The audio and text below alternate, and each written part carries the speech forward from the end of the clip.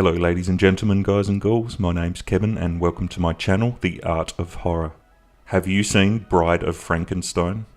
This 1935 sequel to the film Frankenstein is a fantastic example of early sci-fi horror, starring Boris Karloff as the monster, Colin Clive as Henry Frankenstein, and Elsa Lanchester, who plays the dual roles of both Mary Shelley and the monster's mate, the titular Bride of Frankenstein.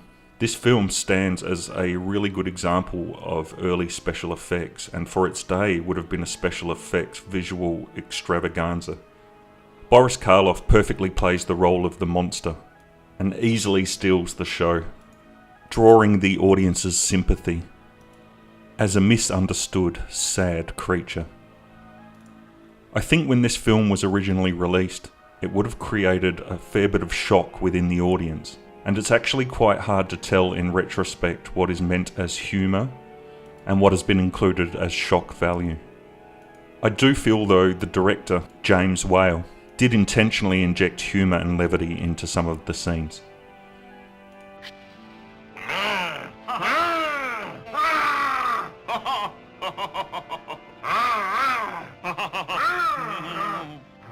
No, this is good.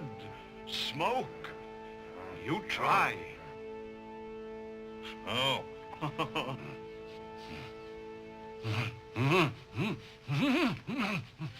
Good. Good.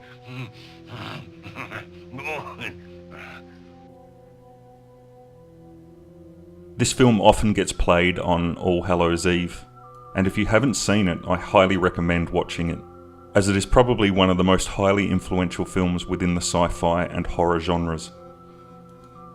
With films like Reanimator and Bride of the Reanimator drawing heavily from this original work, the character of Herbert West from Reanimator definitely mirrors Henry Frankenstein, and the character of Dean Halsey equally mirrors the character of Dr. Pretorius. Interestingly, the film also foresees the idea of genetic cloning, which is quite amazing for a film made in 1935. I highly recommend watching Frankenstein and Bride of Frankenstein back to back.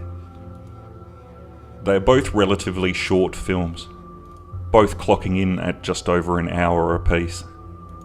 The makeup special effects are incredible for the day, and I find the cinematography quite beautiful, especially when the film focuses on the monster. The sign of any good film, to me, is how it stands up to multiple viewings. And I've watched this film multiple times, too many to count, probably more times than Day of the Dead or Return of the Living Dead, and I've watched them hundreds of times. And to me, this film is an absolute masterpiece, as it's not only visually stunning, but it runs through the whole gambit of emotions. And every time I watch it, I notice something new. When you watch this film, imagine yourself as an audience member back in 1935, and how much it would have actually blown your socks off. It's easy to see why this film has become one of the greats. I can easily see why it's been featured in so many other films as well, usually running in the background on television sets, like for example the film Weird Science. This piece is charcoals on watercolour paper. It took me about an hour to draw.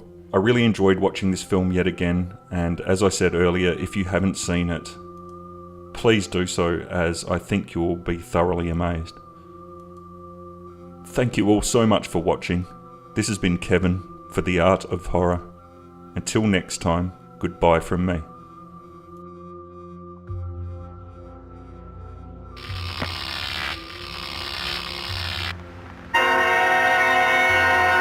She's alive!